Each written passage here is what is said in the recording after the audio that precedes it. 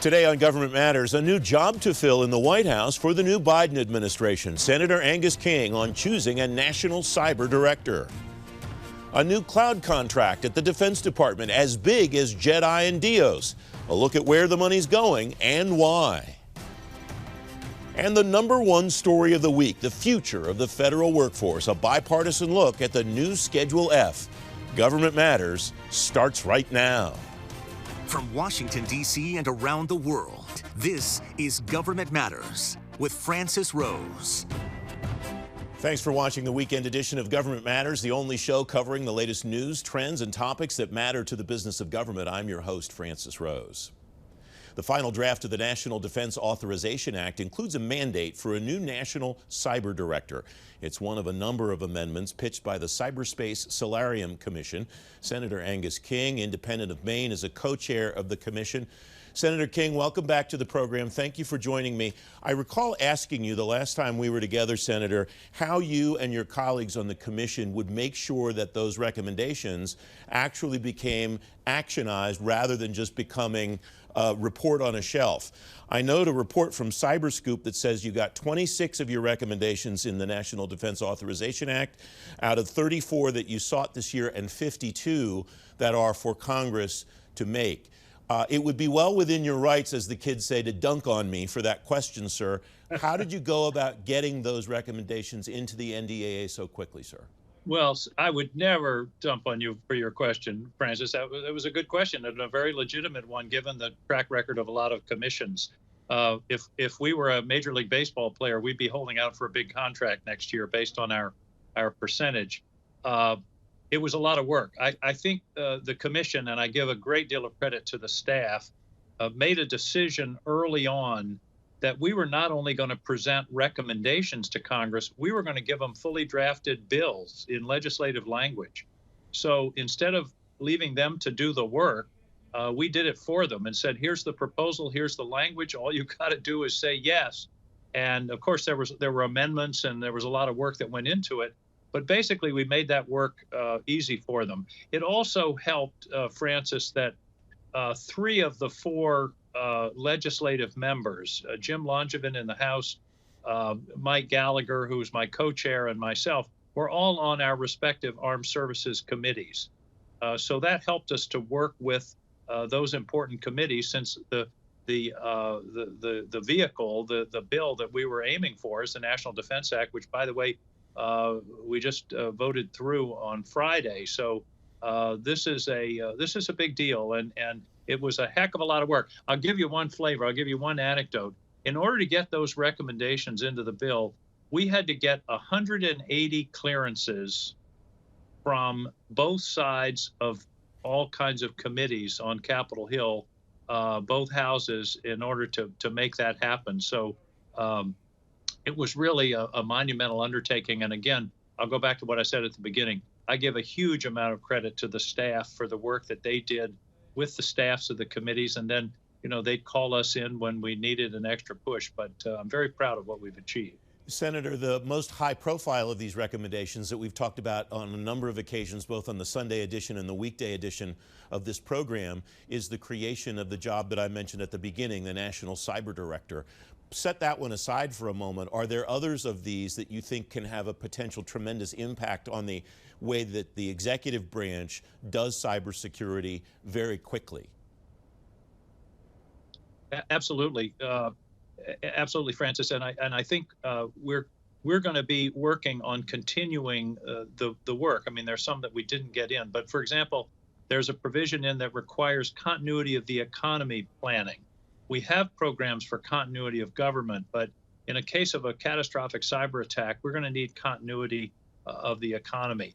I think the best way I can put it is, and I didn't coin this, someone else said it, if you add together all the provisions that are in this bill, this National Defense Act also is the most important piece of cyber legislation ever passed in this country.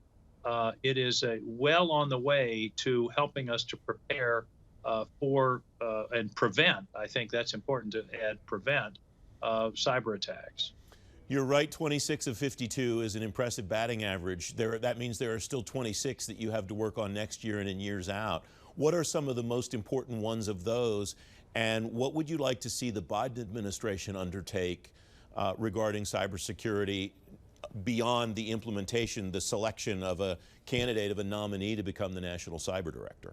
Well, I'm not going to let you slide over implementation so fast. One of my mottos of life, Francis, is that execution is as important as vision. And we've provided the vision, but the execution is critically important. So working with the new administration on execution, for example, who is going to be the first National Cyber Director? Very important provision. But one of the things that isn't in the bill that we want to work on next year is a recognition of the international dimension of this problem.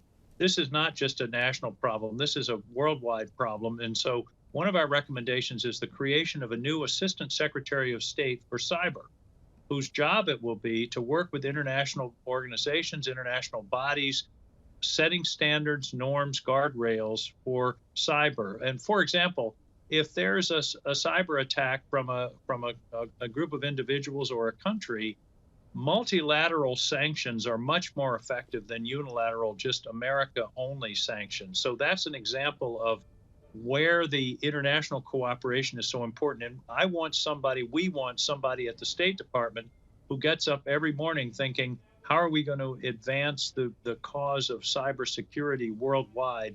And that's, I think, one of our most important recommendations that hasn't yet hit the Congress. Senator King, 30 seconds left. Chris Painter, who did a similar job in the State Department during the Obama administration, was on this program talking about that capacity just a week or so ago. Is that what you envision, and is that something the Biden administration could say, we like that idea and we want to just do it and not wait for Congress? Well, I'm not sure whether they can create the position. They can certainly put someone in the State Department thinking about and working on these issues. We think it should be an Assistant Secretary of State to give it the status and the kind of the strength in order to represent the country around the world in these international discussions. So I think this is a combination where if they want to get started on it, that's great. And we're going to give them the tools to make it more effective. Senator Angus King, thank you very much for joining me as always. Francis, great pleasure. Talk to you later, man. Up next, a new multi-billion-dollar contract for IT consolidation at the Defense Department. Straight ahead on Government Matters, what makes this contract different and how to avoid protests and problems. You're watching ABC 7.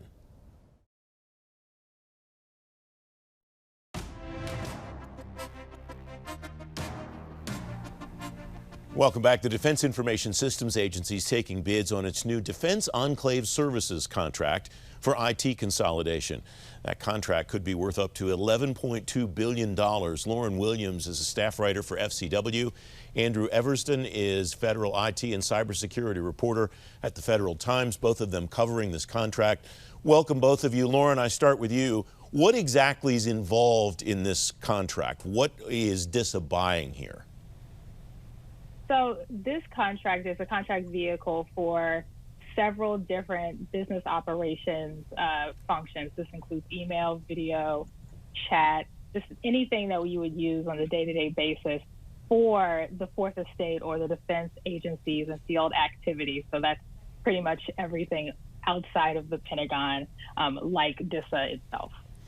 Andrew, welcome. It's great to have you on the program. What's the significance of the fact that this is a contract for the Fourth Estate, not for the branches and so on?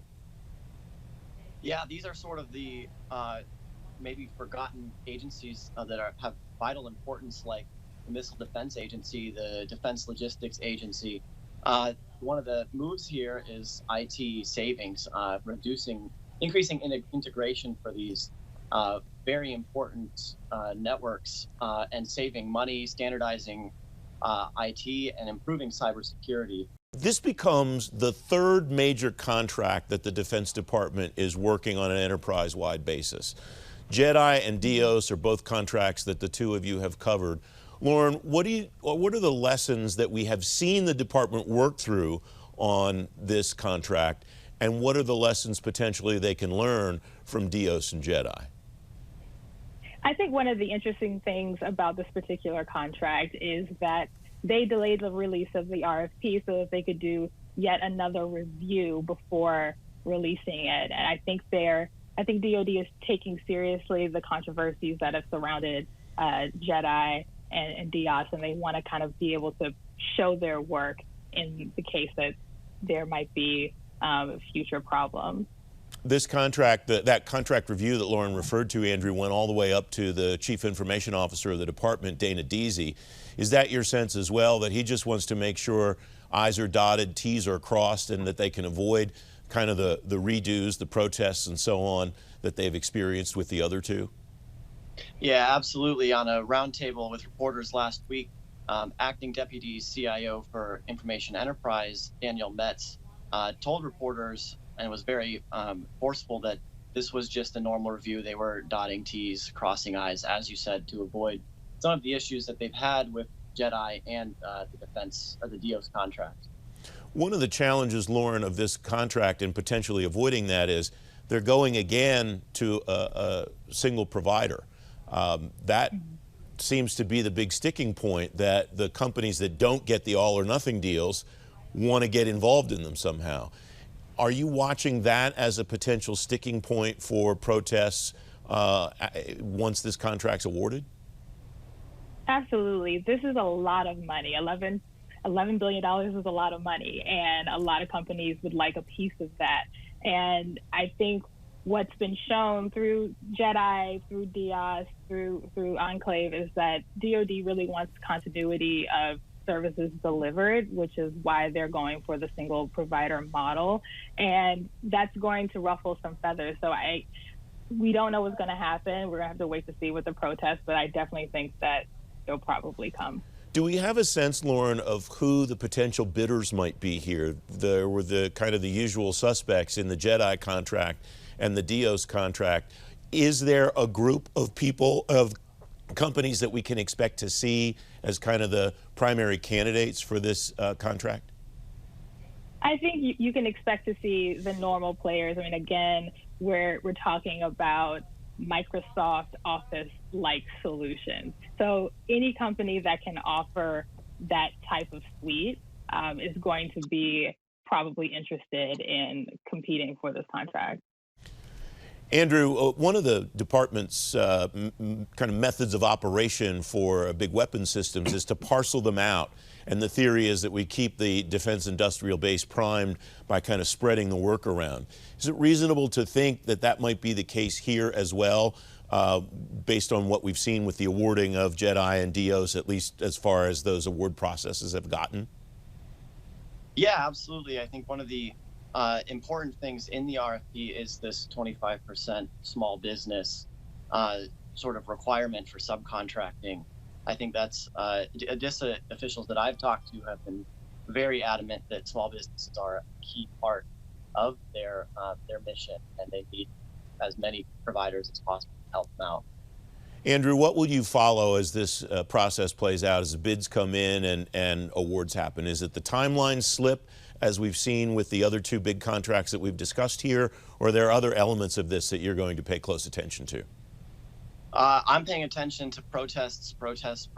This is $11 billion, $1 billion more than the JEDI Cloud had the problems that it's had, and DIOS had a similar issue. So I think that we are very likely to see this contract be protested in the next few months or over the course of the acquisition process. I'll assume, Lauren, that your item to watch is the number one item to watch is protests. What's number two?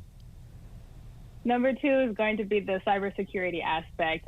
Like Andrew said earlier, a big part of this is to lessen the attack surface, to make the networks more secure by bringing all of these defense agencies and field activities onto one network.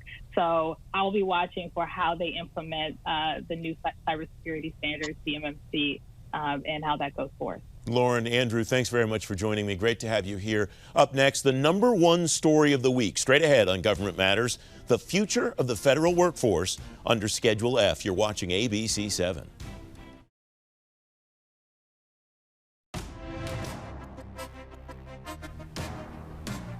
And now the number one story of the week, the future of the federal workforce. Several members of Congress, including Republican James Comer of Kentucky and experts from outside the government, including one from the Heritage Foundation, have come out in support of Schedule F. President Trump created Schedule F to make it easier to fire federal employees. 49 officials from administrations of both parties signed an open letter this week against the implementation of the executive order. Two of the signatories are Danny Werfel, managing director and partner at Boston Consulting Group, former controller at OMB for Barack Obama, and Alan Berman, president at Jefferson Solutions, former administrator of federal procurement policy for George H.W. Bush. Gentlemen, welcome. Thanks for coming on the program. Al, you first. Why'd you sign this letter? Thanks very much for having me, Francis. Good seeing you again. I signed the letter because I thought it was a mistake. I thought it was misguided to go down this path for an institution like OMB that over the years has provided such great support to the White House and to any president. And you really have institutional memory from that organization that is helping presidents of both parties figure out how to get their budgets done, how to manage their legislative agenda, how to deal with management issues across the government. And I think by turning this into a different kind of an organization, you're going to invite different sorts of folks who will be looking to come into the organization. A lot of that memory and a lot of those skill sets will be lost. Danny, welcome. It's good to see you again. Same question to you. Why'd you sign this letter? Well, actually, I remember my first day at OMB as a civil servant, and in orientation, you learn and you're trained that you don't work for the president, you work for the institution of the presidency when you're at OMB. As a civil servant, you set politics aside and you drive to the right policy outcomes. And my big concern with this executive order and classification is it would position OMB employees to be incentivized to follow politics rather than policy. And it's the wrong outcome for the organization and therefore the wrong outcome for the American people. So, Danny, you get at the point that I wanted to make from the words of Congressman Comer. We invited him to join us. His schedule didn't permit him to be on the program this week, but he said this in October. Prior to the growth of the executive branch, policymaking positions were traditionally held by appointees.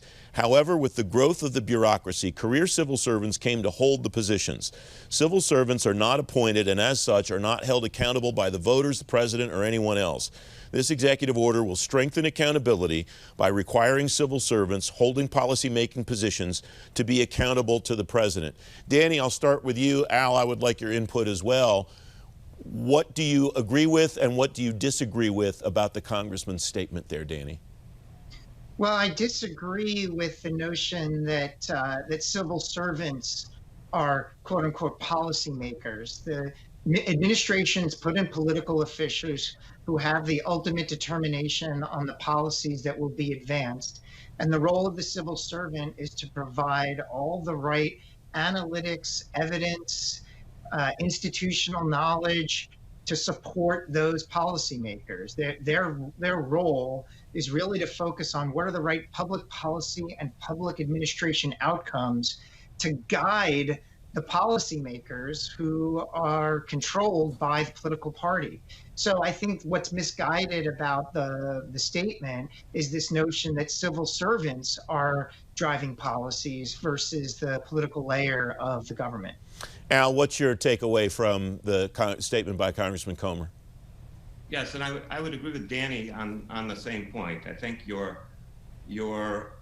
have a layer of political appointees at the senior level of the organization. I'm going to talk specifically about OMB, and I spent some 20 years at that institution. I was both a career person and then I was a political appointee. And you, as a career person, you're an analyst. You're providing advice to your senior leadership on how best to carry out the mission that you're being given. And there was a comment I remember when I first joined the organization that said, you know, if the president decided that he wanted to figure out a way to take 10 tons of manure and put them on the steps of the old executive office building, now the Eisenhower executive office building, he'd go to OMB to figure out how best to do it, how they do it most efficiently and effectively. And I think that's what you're talking about. You're talking about skilled people who know their jobs.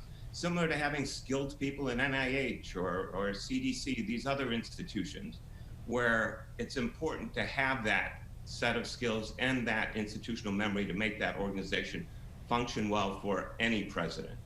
We have about a minute left, so 30 seconds apiece, and Al, I'll start with you. We've talked about the potential downsides.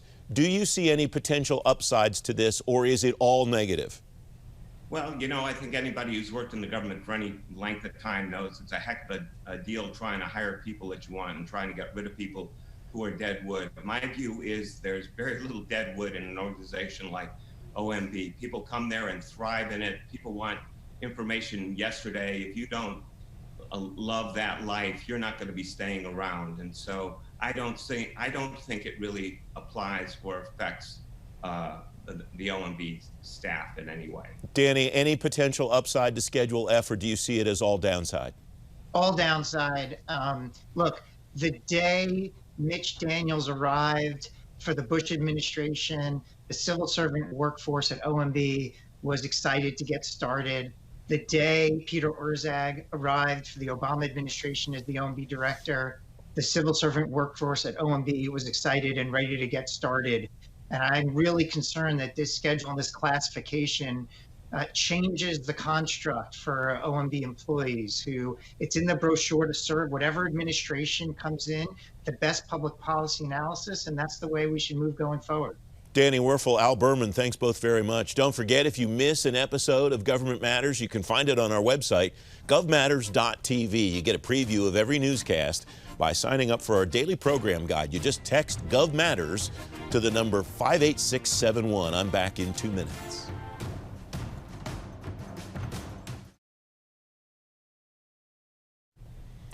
That's the latest from Washington. Join me weeknights at 8 and 11 on WJLA 24/7 News, and next Sunday morning at 10:30 on ABC 7 to stay plugged in on issues that matter to the business of government. Thanks for watching. I'm Francis Rose.